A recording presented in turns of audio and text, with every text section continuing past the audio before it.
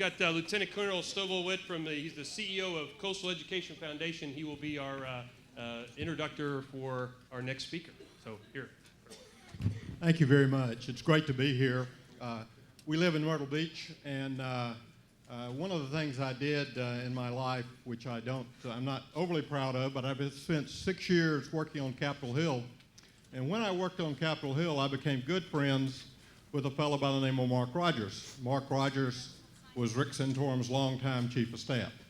And one thing I will tell you about working in Washington, many of the people who are senators and members of Congress really aren't what you think they are.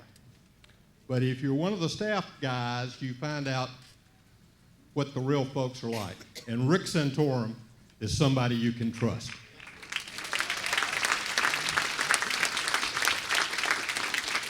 In 1996, he authored what George Will called the most important legislation in the 1990s, the Welfare Reform Act.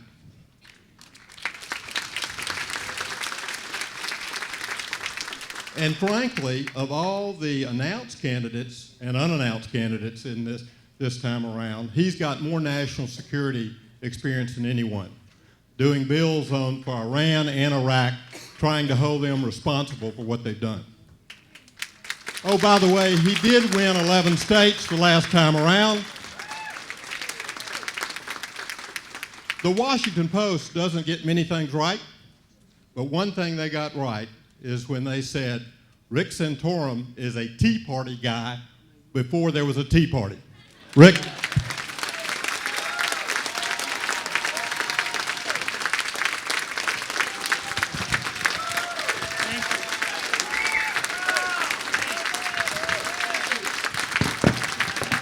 Thank you.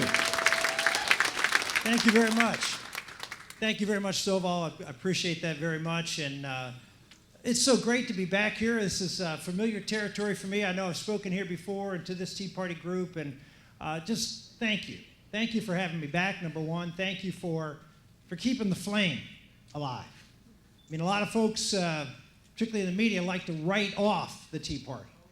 But if there's any period of time in our country where the Tea Party is necessary, we only have to look at what this president has done in the last year in running over the Constitution of this country. It has really been a harrowing experience. I mean, to see just the raw grab of power and what can happen. And so I know all of you who have been subject to a lot of scorn in the media, your concerns about the integrity of this Constitution have been borne out by this president. So I thank you for being that Paul Revere who gave the warning sign back in 2009 and 2010, and for continuing to fight the fight, because this fight is a long way from being over, and we know that it's a fight that we have to win to save America.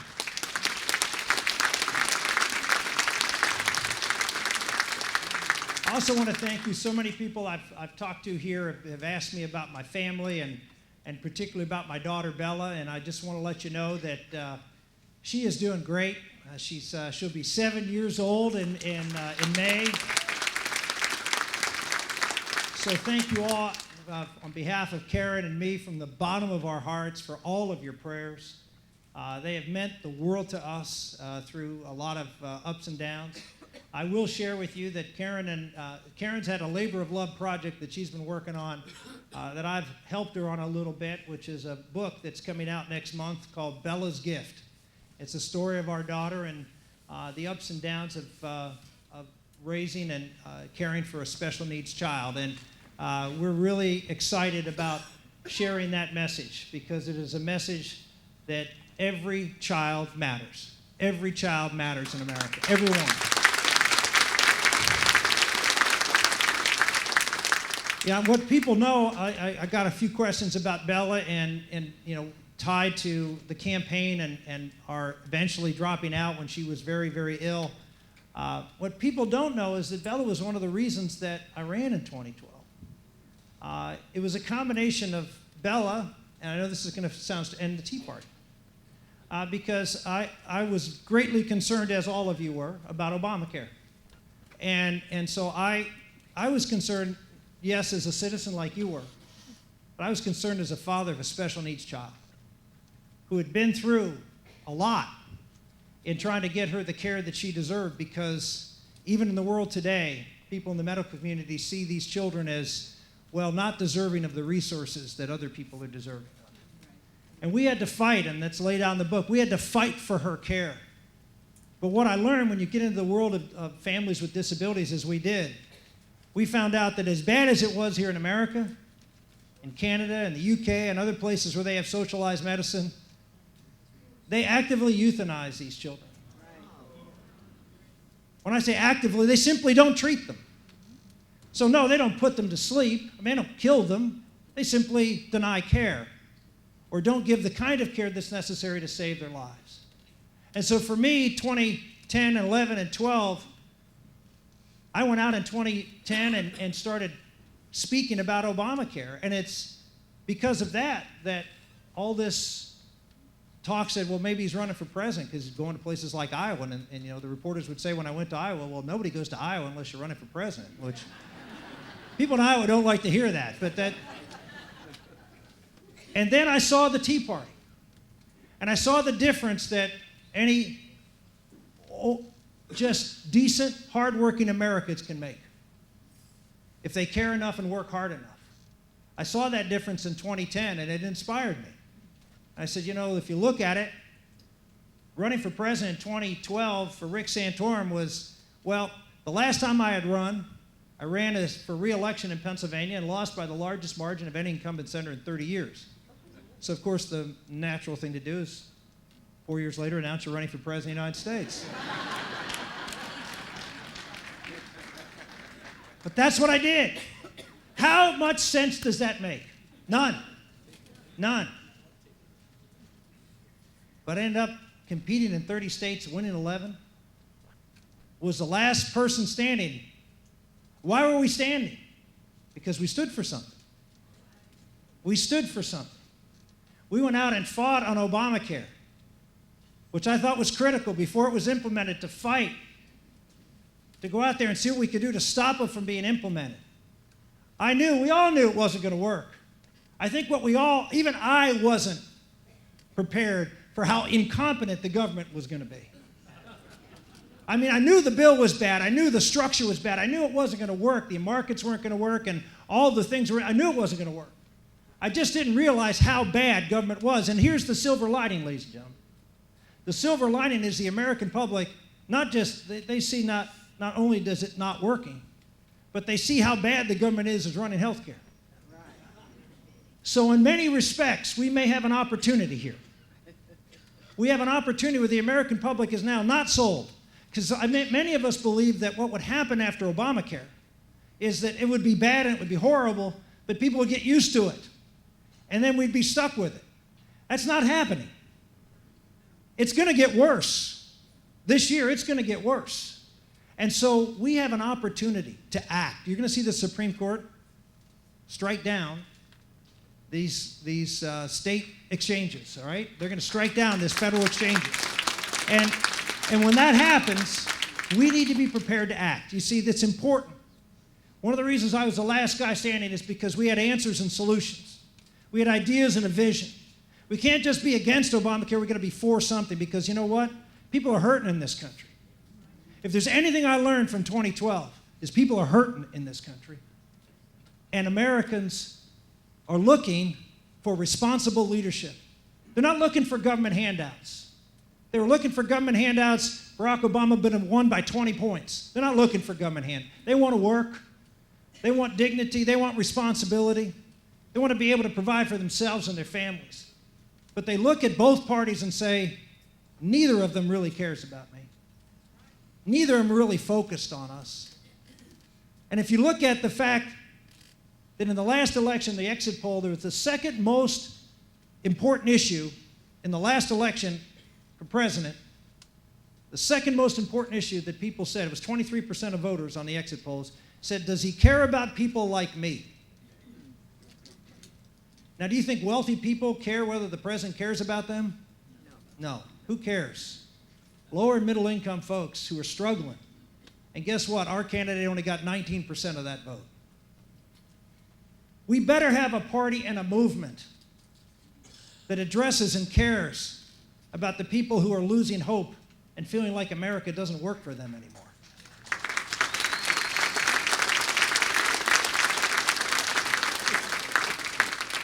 In the last campaign, I went around and I talked about the importance of providing jobs, not just having an economic plan, which I had, to create growth by lowering taxes and regulation and litigation and balancing the budget. All of those things create growth. But here's what I found out. Even I found this out through the 90s and even in the growing parts of the early part of this century. Yes, rising tide lifts all boats, unless your boat has a hole in it. And look around, ladies and gentlemen. Lots of holes in boats. Lots of people with education that doesn't provide for them to be able to get decent paying jobs. Lots of families that are broken down. I'm sure you saw this statistic. For the first time in the history of the country, more children are being raised in a home without two parents than are being raised with two parents. First time in the history of this country. There are a lot of holes in boats. And so if we're just the party saying, let's grow, grow, grow, and we don't talk about the people who are in those boats, that when that water rises, they sink deeper. They feel like they're drowning. And nobody cares because all they care about is growth. I'm pro-growth, but I'm also pro-worker. We have to make sure that workers in America, the people in the middle, have a chance to live that American dream. And that's why I went out and talked about manufacturing, jobs that sustain families, and manufacturing and energy and construction, and having real solutions to spur a manufacturing renaissance in this country. In states like South Carolina, where you're seeing manufacturing should be coming back in droves right now. We have energy prices that are low. We have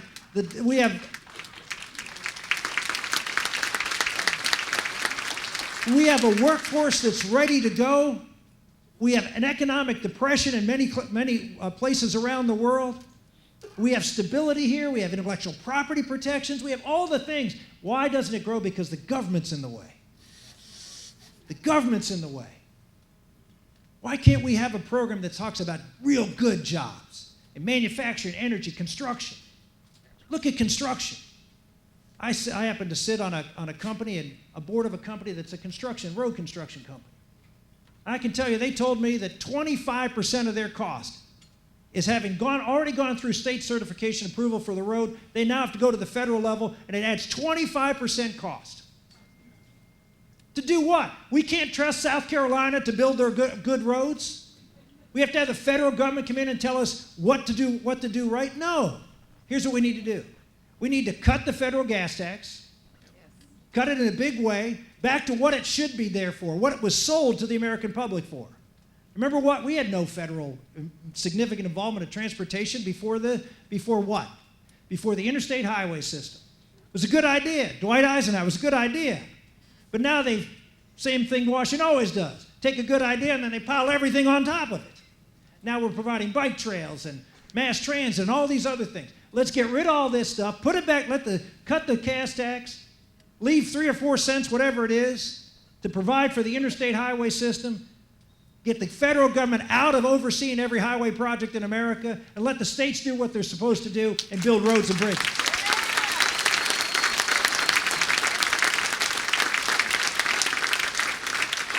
There's all sorts of things we can do to pinpoint those folks with the holes in the boat and say, here's what we can do to help you.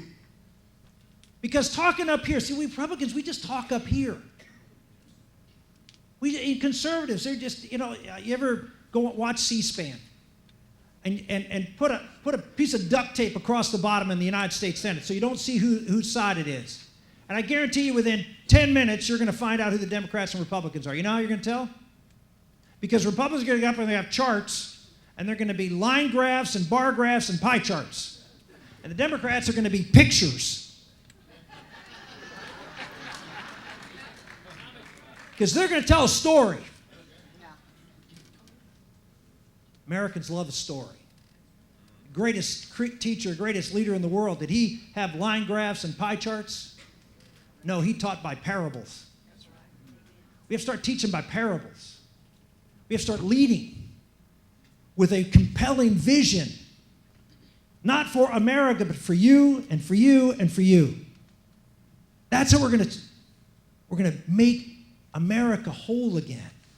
A vision that unites us. A vision not just for great jobs, but for a great education system. I haven't talked to a single teacher, a single administrator that tells me that the problem in our schools today is the curriculum.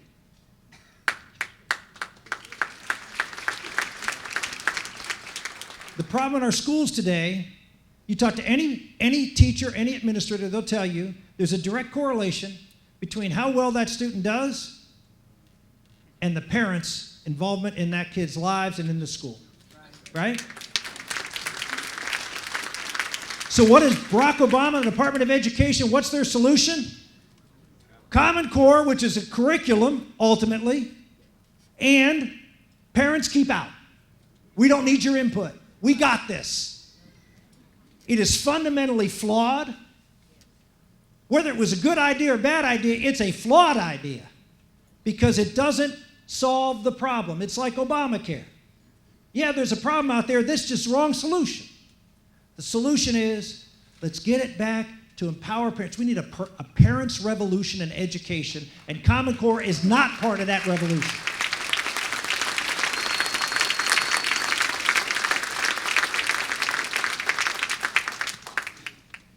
Final thing with workers. You've had a lot of focus on the president's immigration edict. And it's been on, appropriately, the constitutional abuse that he did. The underlying problem is just as bad. Well, not just as bad, but bad. And that is our immigration system. Let me ask you a question. Since 2000, there have been a little over 6 million net new jobs created since 2000. What percentage of those net new jobs are held by people who were not born in this country? Half?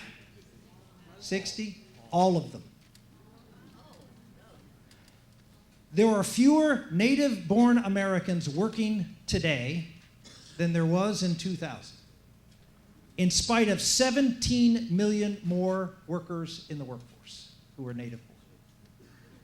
So when people tell me the problem with immigration is just illegal immigration, they're wrong. They're wrong. Our immigration system is based on chain immigration, which brings low-skilled workers, and how many a year? Let me give you a perspective. During the Great Wave, 1880 to 1920, an average of roughly 750,000 people came into this country, to where roughly 14% of the population by 1920 were non-native born. How many are we bringing in the last 10, 20 years? 1.1 million a year. We are almost at the same level of non-native born in this country as they were in 1920. And in 1920, they realized, wait a minute, it's affecting our workers. Wages have stagnated. Everybody knows that. Why? Part of the reason. Median income is going down. Why? Part of the reason is we are bringing floods of legal, not illegal, legal immigrants into the country. And so what happened was personal to me. You say, well, personal to you, 1920? Yes. Yes. Because my grandfather came to this country in 1923. The next year they passed the Immigration Act of 24, and as a result, my dad had to wait 7 years to come to this country to join his father. I would ask my dad, was that hard to do? I mean, what was it like? He said it was horrible. Benito Mussolini was on the rise at that point, and I had to go out and dress in a brown shirt and march, and it was scary to live in fascist Italy. He said, always finished with this: but America was worth the wait.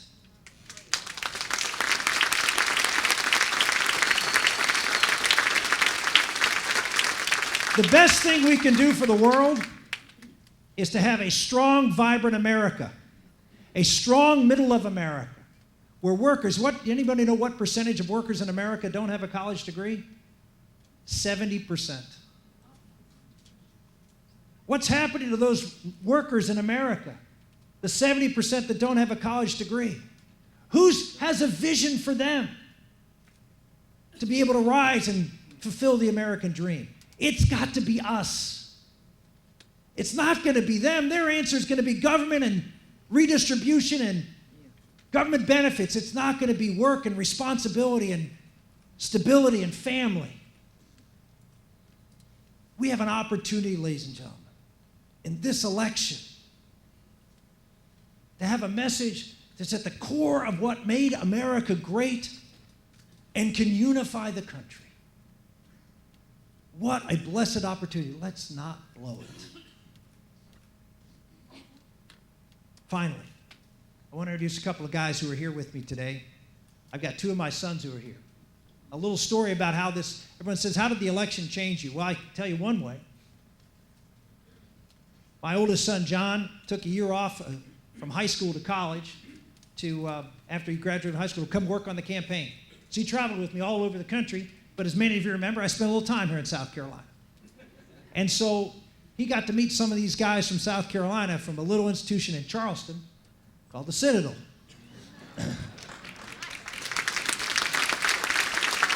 In fact, we had our election night party at the Citadel at the night of the South Carolina primary. After the election was over, he came up to me, and he had already committed to go to a school, a little Catholic school up north. And he said, "Dad, I'm going to go to the Citadel." And I said, "Really?" I said, "Why?" He said, "Well, I saw those men. I said, I want to be like them." He said, "I just liked what I saw." And so not only did he go to the Citadel, but his little brother Daniel's at the Citadel, and they're both here today. Where are they? Around here somewhere, right? There they are, right back there.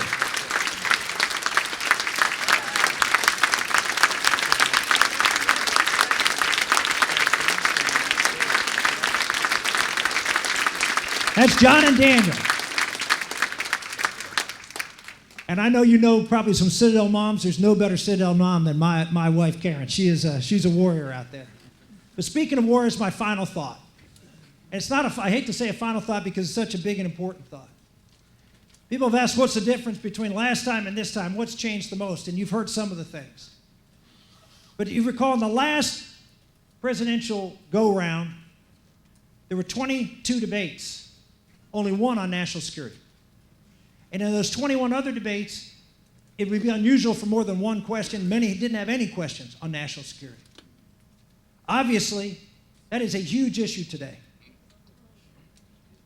I will tell you that I think what a very senior member of the Netanyahu government told me when I was there a couple of months ago in Israel.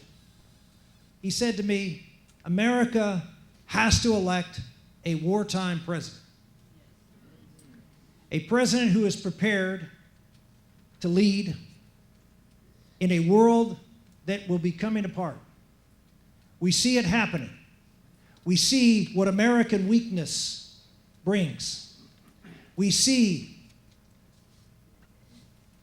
dishonesty, the seeds of dishonesty. What do I mean by that? The dishonesty of this president, and I must say of the previous president, to not tell the American public the truth about who the enemy that we are confronting is.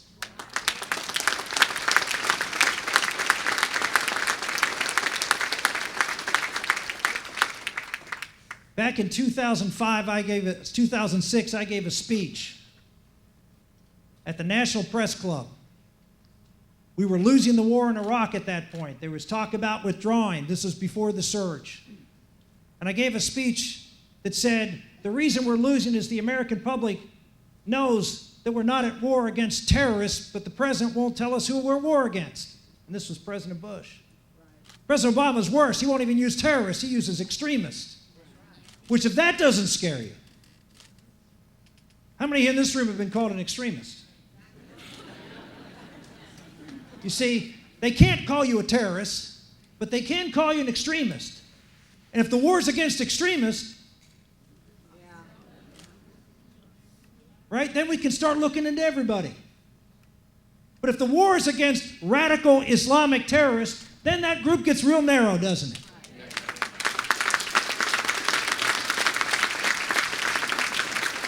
President doesn't want to narrow that list. He doesn't want to narrow that list. That's why they refuse to use it. That's why they use workplace violence. This is dangerous to your liberty and to your security. In 2006, I gave a speech and called the president out to identify the enemy. Then 2 days later, I was at the White House, and I put it in front of him. I said, Mr. President, it's time to identify the enemy, because unless the Muslim world confronts the cancer within it, then we are going to be in a horrific battle for a long time. We are now seeing that laid bare.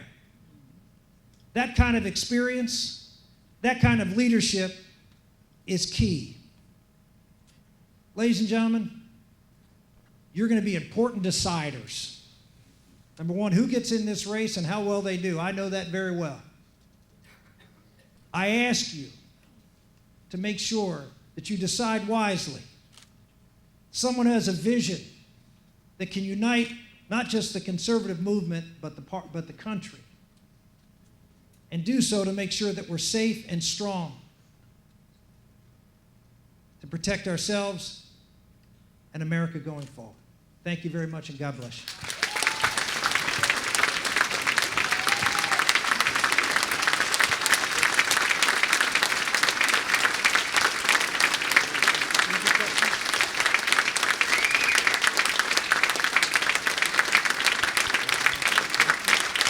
If I can get my mic. Yes, thank you, sir. Appreciate that. Appreciate your comments about foreign policy. We've had loads of questions asked. We had some comment cards. I think you'll find these questions to be fold well into that. So our first is by Aaron. Senator Santorum, I thank you for standing up for conservative principles. I think I speak for everyone in this room. Thank you. I'm with a conservative group out at Coastal Carolina University. My question for you is, what would guide your decisions in America's foreign policy, specifically if troops were to be committed? You don't commit troops unless the national security of your country is at stake. That's the only reason you commit troops. And you only do so if all other options are not acceptable. And I know there's a lot of folks, I hear this all the time, because you want America to be strong, that means you're going to go out and fight wars all over the place. That's just simply not the case. America can project power in lots of different ways, economically, through diplomacy, through what's called soft power, and yes, ultimately, through even the threat, potentially, of military intervention. But the key is to understand that it is in that order, and that no one, look, I have, two young men who may be, one or both of them may end up in the military. I understand what's at stake. I've talked to men, mothers, and dads who've lost young men and young women at war. I've been to Walter Reed and Bethesda. I understand it. And people need to get away from this idea that if you're strong on defense, that somehow or another you're bloodthirsty. Quite the opposite. You understand what's at stake. But you also understand that we have all of these arrows in our quiver, and that occasionally you may have to use all of those arrows. And you have to be prepared when necessary. You can't eliminate or take that off the table, because as we've seen from the president, when you draw a red line and then you don't do anything when it's crossed, first off, you don't draw dumb red lines, right? That are not in the security interest of our country. I'll draw a red line, and I've drawn one. Iran will not get a nuclear weapon. That's a red line you have to draw. Imagine ISIS with a nuclear weapon. Imagine ISIS with chemical weapons. Weapons of mass destruction can't be in the hands of terrorists, and Iran is a terrorist state. So yes, sometimes you have to draw those lines. And when you draw those lines, you have to be willing to act. Because the last thing we need is uncertainty about the role of America in the world. And that's what we have today. Whether you're for the president's policies or not, he's been uncertain. He's been completely irrational at times in supporting the Muslim Brotherhood in Egypt, and now opposing a leader in Egypt, an al-Sisi, who is destroying the Muslim Brotherhood, fighting against Islamic terrorists, and standing for freedom of religion. This is the first Egyptian president to ever go to a Christian service, right? And our president's not foreign. This is the kind of confusion that leads to the mess that we have in the world today. One of the things that's necessary is someone who understands all of these situations, clearly has thought through them, has a history, experience. Predictability is a good thing from a leader. Predictability is a good thing as a leader from a strategic point, not a tactical point. I'm not talking about how you execute on the board. So you have to have some uncertainty there. But you need a strategic vision that everybody can understand and follow along. And we don't have that today. And we need it.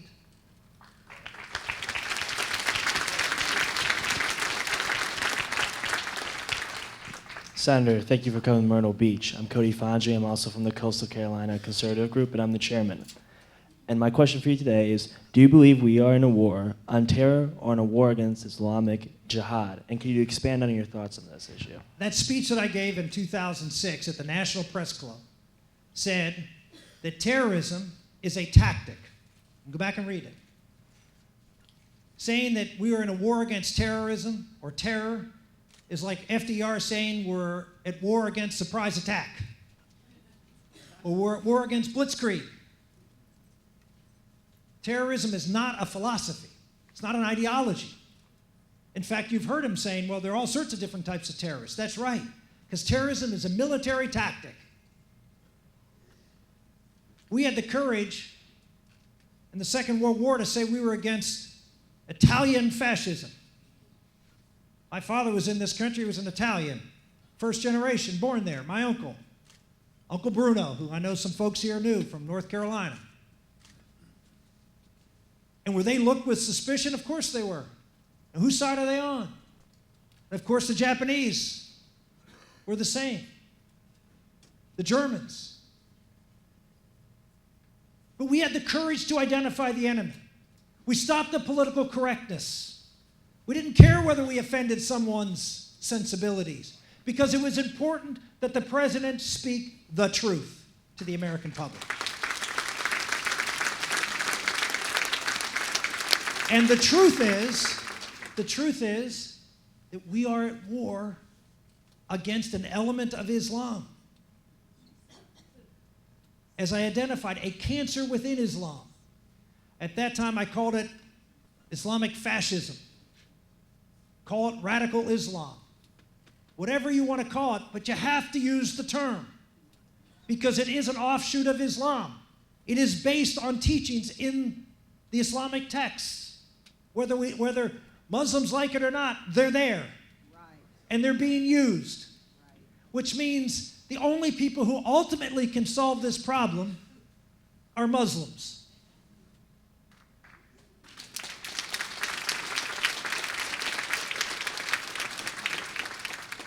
What you need from leaders, as Ronald Reagan did, what did he do? He went out and violated his speechwriters who didn't want him to use it, kept taking it out of the speech, but he kept putting it back in. The evil empire. What is going on in ISIS, what is going on in Al-Qaeda, Hamas, Hezbollah, go on down the list, is evil. and must be stamped out.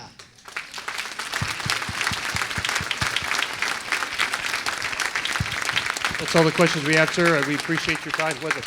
Thank you all very much. God bless, and we'll be seeing you around.